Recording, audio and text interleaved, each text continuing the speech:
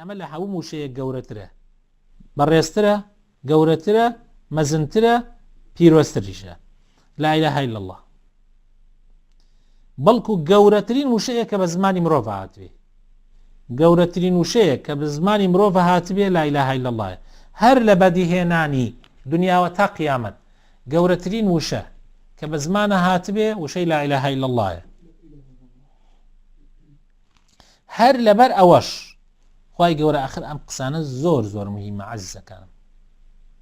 ئەم قسانە قسەیەکی ئاسایی نییە. هەر لەبەر ئەوەشە خوای گەورە بەدیهێنراوەکانی بەدیهێناوە، یعنی هەر لەبەر لا إله إلا الله و پێغەمبەرەکانیشی ڕەوانە کردووە و کتێبەکانیشی بۆ دابەزاندون، کتێبە ئاسمانەکان، یعنی هەر لەبەر لا إله إلا الله خوای تەعالا دنیای خەڵق کردووە. خوای تەعالا لەبەر خاتری ئەوە پێغەمبەرەکانی ناردووە، لەبەر خاتری ئەوە بەدیهێنراوەکانی هێناوەتە بوون و پێغەمبەرەکانی ڕەوانە کردووە، کتێبە ئاسمانەکانیشی دابەزاندووە.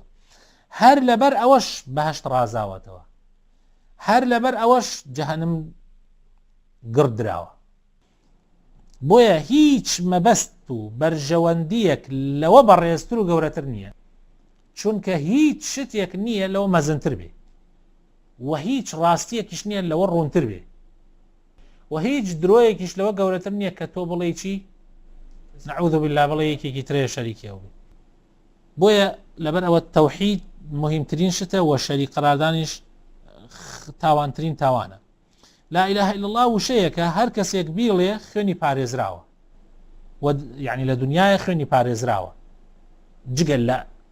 لە چەند حاڵەتێکە لە شەریعەتە هاتووە و لە هەڵەکانیشی دەبورێ لە قیامەت. یعنی خوای گەورە لە هەڵەکانی خۆشە بێ لە قیامەت. یعنی ئەم وشەیە هەر کەسێ لەسەری بمرێ لە قیامەتە ئەڕواتە بەهەشت. هەر کەسێ لەسەر تەوحید بژێ لەسەر تەوحید بمرێ چێتە بەهەشت، بەڵام لەوانەیە لەبەر گوناحێ بخرێتە جەهەنم هەتا ماوەیەک دوایەوە بخرێتە بەهەشت. ئەمەش ملاحەزەیەکە مهمە ضرورە بیزانین. وشەیەکە یعنی لا إله إلا الله وشەیەکە لەسەر بنەمای ئەو خەڵکی دەخرێنە بەهەشتەوە و خەڵکینیش دەخرێنە جەهەنم. یعنی لەبەر خاتر تەوحیدە خەڵک ئەخرێتە بەهەشت، خەڵک ئەخرێتە جەهەنم. ئەگەر هەر کەسێ مافەکانی بەڕاستی و پاکی ئەنجام دابێ، مافەکانی لا إله إلا الله یعنی حقوق لا إله إلا الله حەقیە مافیە، هەر کەسێ بە جوانی ئەنجامی دابێ ئەوە دەچێتە بەهەشتەوە و هەر کەسێکیش پشتی لێکرد بێ و مافەکانی بەجێ نەهێنابێ ئەوە دەخرێتە دۆزەخ. وشەیەکە سوود بەو کەسە ئەگەیەنێ کە ئەیڵێ با چەند تاوانباریش بێ جگە لە یەک تاوان. کابرا کاڵێ لا إله إلا الله لەو شەریک بۆ خوا قەراردا قەوەکە وایە بڵێ من ئەڵێم لا إله إلا الله باوەڕشم پێی نییە، ئەن زەلامێک ئەڵێ لا إله إلا الله لەولا شۆ شەریک بۆ خوا قەراردا، یعنی وەک ئەوە وایە بڵێ لا إله إلا الله باوەڕشم پێت نییە، یعنی ئەو جێبەجێشت ناکەم. هەر کەسێک نەیڵێ هیچ شتێک نییە سوودی پێ بگەێنێ و فریایی بکەوێ ئیتر با پڕ ئاسمانەکان و زەوی خێر و چاکەشی هەبێ. هەر کەسێ لا إله إلا الله نەڵێ یعنی ئەڕواتە جەهەنم و شتێک فریایی ناکەوێت. لەوانەیە ئێستا پرسیارێ بکەن بڵێن ئەی یعنی هیچ یعنی ئەو عەمەلانەی هەوە چێ؟ نە بەتەکید یعنی ئەو شتە یعنی هەر سوودێکی هەیە بووی، بەڵام ئەو سوودەن لە جەهەنم دەری ناکە، عەزابەکانی کەمەکاتەوە بەڵام لە جەهەنم دەری ناکە. ئەبوو طالب یعنی عەزابی جەهەنم ئەدرێ، بەڵام عەزابەکەی ئەبوو طالب زۆر سووکە، سووکترین عەزابی جەهەنمە کە دوو ئەسکەڵی ئاگرن لەژێر پێیەتی و مێشکیە قوڵێنێ. لا إله إلا الله چاکترین وشەیە کە ذکر و یادی خوای پێکرابێ. ئەفضل الذکر لا إله إلا الله. دەبێ بزانین کەوا هیچ وشەیەک نییە لە دنیا ئەوەندەی وشەی لا إله إلا الله هەوری گۆڕینی واتاکەی درابێ. هەوریان داوە لەو واتە ڕاستیەی خۆی لای بدەن کە وشەیە خواپەرستی بەرنامەی ژیانە. یعنی وایان پێ کردووی کە تۆ نێژی وشەی تەوحید بەرنامەی ژیانە، ئەویان نەمێشکت دەرکردووە پرۆگرامێکی تەواوە بۆ گۆڕینی تاک و کۆمەڵ و خەڵکی دەرهێنێت لە لیتاوی هاوبەش بڕیاردانەوە بۆ ڕووناکی تەنها پەرستی خوای پەروەردگار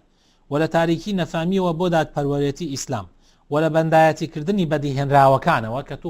بەندەکانی خوا پەرستی عەبەددار بەرد ئینسان ئەمانە پەرستی مرۆڤ بێت بەرد بێت دار بێت هەر شتێکی تر بێت بۆ پەرستن و بەندایەتیکردنی خوای بەدی هێنداوەکان ئەوەی کە ڕبعی کوڕی عامر ڕۆیشتە لای ڕۆستەم لە شەڕی قادسیە پرسیاری لێکردوتی ئەو بۆچی هاتوون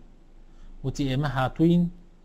تاوەکو خەڵکی لە بەندایەتیکردنی بەندە دەکەین بۆ بەندایەتیکردنی خوای گەورە ئێمە هاتوین خەڵک لە تاریکی جاهلیت دەکەین بۆ ڕۆناکی ئیسلام ئەوان دەیانەوێت وا خەڵکی تێبگەێنن کەوا ئەگەر کەسێک یەک جار وشەی شایەتمان بڵێ یعنی ئەگەر حەپیان نەکرێن نەیلەی اینجا ئێژن چی ئێژن بیڵێ قەینا بەس یەک جار بیڵێ ڕۆیتە باشتۆ بۆی هەر یەک جار بیڵێ یەک جار بیڵێ لە قیامەت ڕزگارت دەبێ ئەمە یعنی ئەوان ئەڵێن با ئیتر یەک فەرز لە فەرزەکانی ئیسلامیشی بەجێ نەهێنابێ ئەی وایە ئەمە مەبدەئە باوەڕ بکە سم مرجئە ئەمە فکریانە یەک جار بیڵێ ئیتر هەرچی دەپەرستی بیپەرستە باش بۆ لا إله إلا الله حەزێکی بڕۆ مانگا بپرسە حەزێکی بڕۆ ڕئیس حزب بپەرسە هەرچی ئەەکەی بکە بەندایەتی هەرچی ئەەکەی بیکە تۆ کە یەک جاروتت ئیتر لە قەڵایەکی پۆڵاین دای دەتپارێزێ لە کافربوون ولا چوونە ناو ئاگری دۆزەخ ئەوان واڵێن و بۆ کەسیش نییە هیچ گومانێکت پێ ببات یعنی نەیوتۆ لا إله إلا الله بەڵێ تەواو مسڵمان ئیتر بۆت نییە کابرا کفر بکە حکمی خوا بگۆڕێ دژایەتی دینی خوا بکە خەڵک بکوژێ ماڵی خەڵک بخوا هەرچی بکە تەواو نەیوتۆ لا إله إلا الله بەڵێ ئیتر تەواو بۆیە دەبینین خەڵکێک تووشی بەدبەختی و قوربەسەریەکی زۆر بوون لە بیر و باوەڕ و پەرستن و ئاکار و ڕەوشتیانە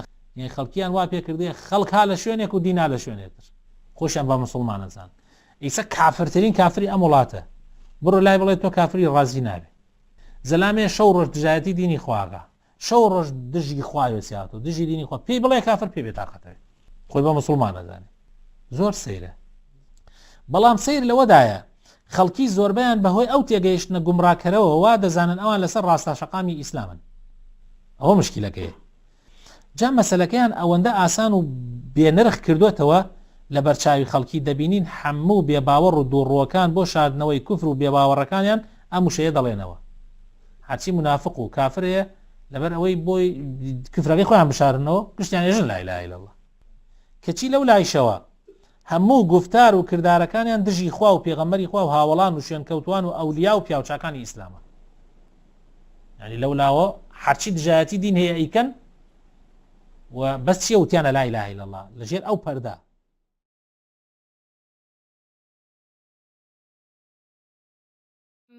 ألم تر كيف ضرب الله مثلا